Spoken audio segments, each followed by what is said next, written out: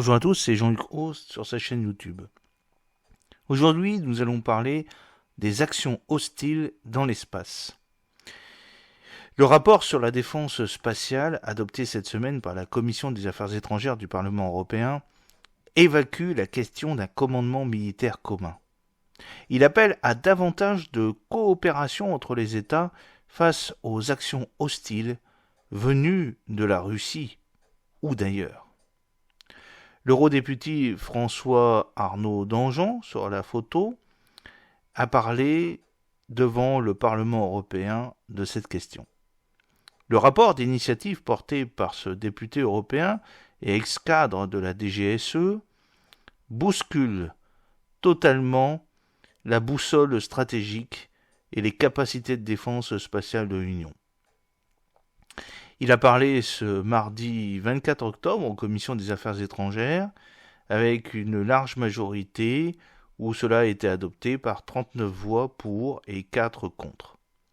Les eurodéputés tiennent à se positionner sur ce dossier brûlant alors que la stratégie spatiale de défense en cours de négociation sera adoptée à la fin de l'année au Conseil de l'Union européenne. Une centaine d'industriels et d'associations ont été consultés pour ce rapport, parmi lesquels Arianespace, Safran, Thales, Airbus et de nombreuses pépites du New Space. Avec ses collègues, l'ancien président de la sous-commission sécurité et défense, SEDE, du Parlement, veut faire sortir l'Europe de sa naïveté concernant le domaine spatial, alors que les agressions venues de Russie ou d'ailleurs se multiplient. Il s'agit actuellement de simples reniflages des satellites militaires européens par des appareils espions. Mais ces actions hostiles pourraient demain prendre la forme de destruction volontaire. Le texte appelle notamment les États à renforcer leurs moyens de surveillance de l'espace pour identifier les adversaires et être en capacité d'attribuer les éventuelles attaques. Il incite enfin à favoriser la production de lanceurs et d'équipements européens.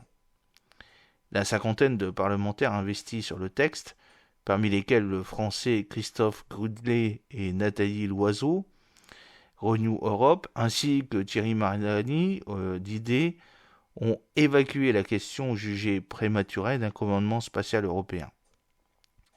Selon les informations de la lettre, le principe a été abandonné à la demande des États membres, et en particulier de la France, bien plus en avance que les autres pays de l'Union européenne dans ce domaine, avec son propre commandement dépendant de l'armée de l'air et de l'espace.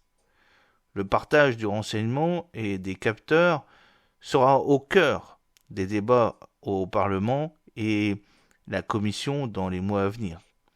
S'agissant du renseignement géospatial, le rapport reconnaît d'ores et déjà le rôle essentiel du centre satellitaire de l'Union européenne, le CSUE, situé en Espagne.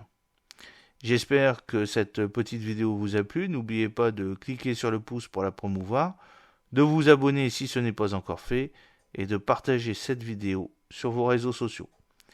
À très bientôt, fidèlement, Jean-Luc O.